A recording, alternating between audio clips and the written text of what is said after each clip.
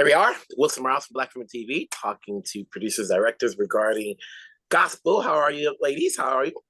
We're good, thank you. Thanks for having us. Yes, obviously, I think we spoke before when you guys did the last project, the Black Church. Here we are again. It's not that it looks like an easy transition from church to gospel.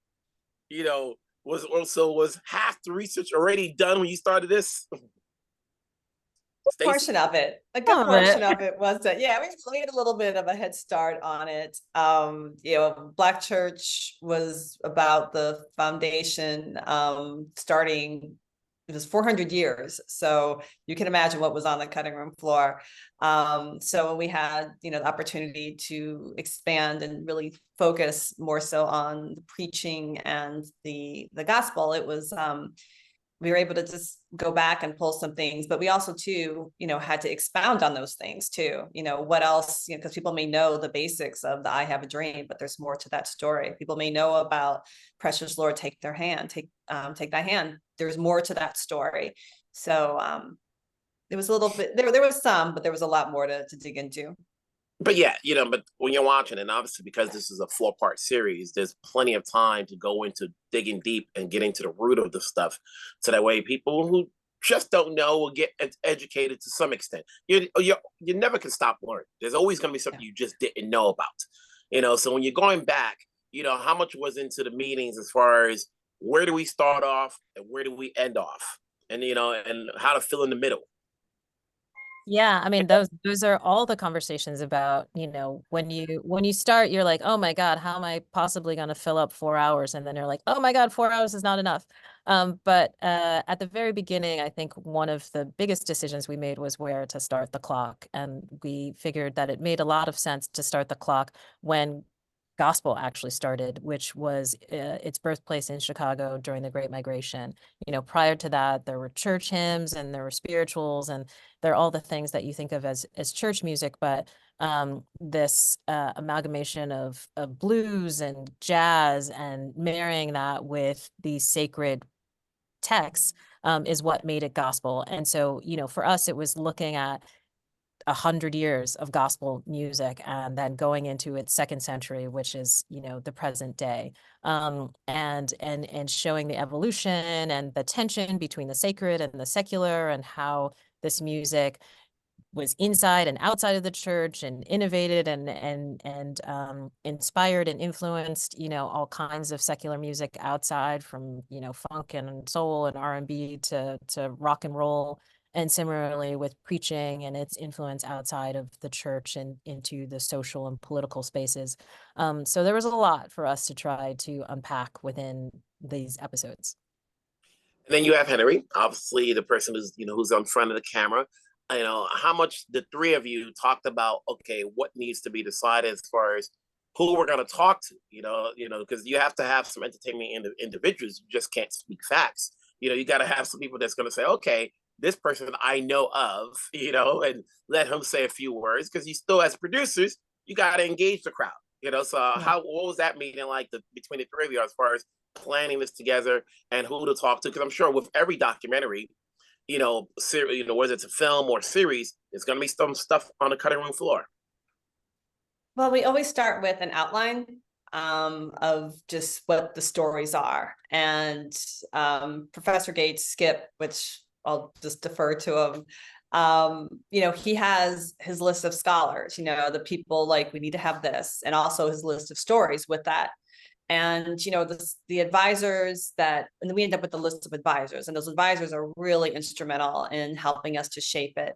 But also too, to your question, there is, well, we got to have this person and that person. And it's really about what are we looking to tell, how is this going to really fill in and address the theme of hour 1 to hour 2 to hour 3 and hour 4. And, between that, we kind of narrow down that list and we then go in for the ask. Yeah. And of course you want to speak to the people who are the practitioners of these things. You want to speak to the notable pastors like Senator Raphael Warnock, and you want to talk to singers. Skip got to sit with Twinkie Clark at her Oregon and got to talk to Dionne Warwick, who, referred to Mahalia Jackson as Aunt Haley, like these are people, these are legends. And certainly we wanted to include their perspective and their voices in the series as well. When you think about what you guys have done, how much did you guys learn in the process of doing this? You guys are no strangers to doing documentaries and other projects, but every new thing is a learning process. So like, what did you learn in the process of gospel that, that you just didn't know before? They're like, oh, I'm fascinated by learning this story. Is there any particular story that we should be looking out for? I'm gonna focus on our one, and Sally Martin. I think she just does not get the credit that she is due. She was, had the business acumen to really take Thomas Dorsey's music, sheet music, to another level. And from there, she created Mountain and Morris, which was with Kenneth Morris, who introduced the Hammond B organ to First Church of Deliverance in Brownsville, Chicago. So I think, her story, as well as other women's stories, really don't get the attention or the recognition. Many people don't know who they are. And I think just learning just how instrumental she was. Her Martin and Morris was like the top publishing company of sheet music of Black gospel. And we're talking in the 1930s and 40s. Who knew that? I didn't, but, I'm excited that we were able to give her that time and that space so people can know and can learn. How challenging was the editing? Obviously, when you walk in there, you got all this footage and you go back in the room, you see after, like you want to make sure that everything gets its due. Some can be longer, some can be shorter, but you have to say, like, you're telling the story right now. You're like, okay, how much is it on camera? That we're seeing, as opposed to like, that's not the way she described it. But how challenging is the editing when you putting this stuff together? It's extremely challenging, as you can imagine with documentary, if you don't see it and hear it, you can't tell the story. And certainly with some of the earlier characters, even though we start in the 20th century, there's only like a few photos of a young Mahalia Jackson, so we're certainly arm wrestling and fist fighting about like, I want this in my episode. I want to be able to use these photos to tell her story in a thorough way. So certainly that's really difficult. But I think also one of the challenges with this art form is that, it's immersive, like gospel music and preaching is something that you gotta like hear to feel. And so trying to find that space within the series to not just give the context and not just give the history, but give us these moments to really like sit and listen and hear the music and be immersed in it was hard because there's so many stories that you're trying to tell. And so balancing those two things, I think was the long time struggle of getting this thing across the finish line. I always say marketing is everything. These days, we've got a glut of programs, whether it's cable, streaming, what's in theaters, if you're going to see a stage play or so forth, there's so many options. And, how important is it that this is being shown during Black History Month where, there's a little bit of portion that's like, okay, this is happening. Because any other time, you may not find the time to like, I don't got time for 4 hours. But now, there's a lot of things being promoted. This is a good time, isn't it? Oh yeah. I mean, all eyes are on Black people. All eyes are on Black content. So yeah.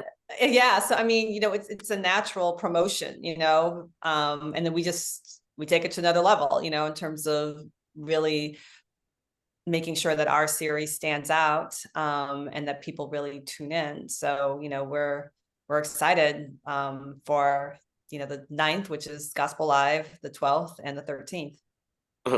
Was there ever a thought process of getting any original songs to go along with this?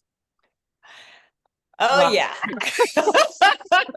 Yes, definitely. That was a conversation. There's a lot of conversations when you're doing a documentary. It's like you got to have one song. You couldn't get Kirk or somebody else to come in and say, hey, hype the series by having this one song. You never know. but there's so many songs, right? So it's like that's the challenge, like how do you choose which songs to feature in the series, because there's so many incredible gospel songs that resonate with people and touch people's hearts and lives. And then we're creating a gospel song. That's a lot of pressure to think that like the song that we're creating is going to resonate with folks when we have like, you know, literally a century of music to choose from. So I think that was sort of the conversation about like, can we really, you know, I'm not a songwriter. I've never made That's a hard bar to reach. That's a high bar, very high bar. Filmmakers. In the end, when people get through the 4 episodes, is there anything you want them to get out of this? Like, we're learning, but moving forward, what do you want them to get out of it, just besides a history lesson? Yeah, I think the history, I think what I want people to take away is that this music is universal, that this isn't just music for Black people or church-going Black people or, you know, people who have a particular kind of faith practice. I think this music is affirming and has lots of spiritual resonance for folks. You know, that's why they call gospel, you know, good news in bad times, that anyone at any time can listen to this music and find something that's sustaining. And I think particularly in this moment in history that we're in, I think we hope that this series will resonate with many people, not just people who fit certain categories.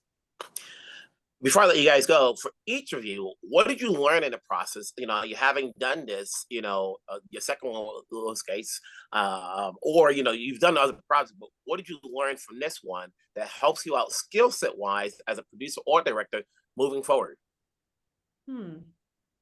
It's a good question. I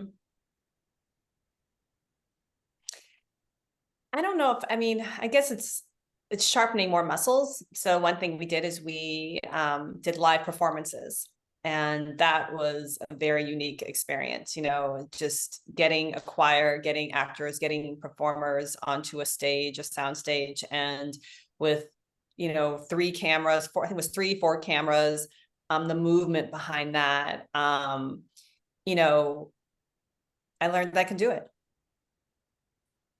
And yourself? Yeah, I think for me, I think one of the really amazing things that with each of these series that we've been able to do, we've been able to push the production into different spaces.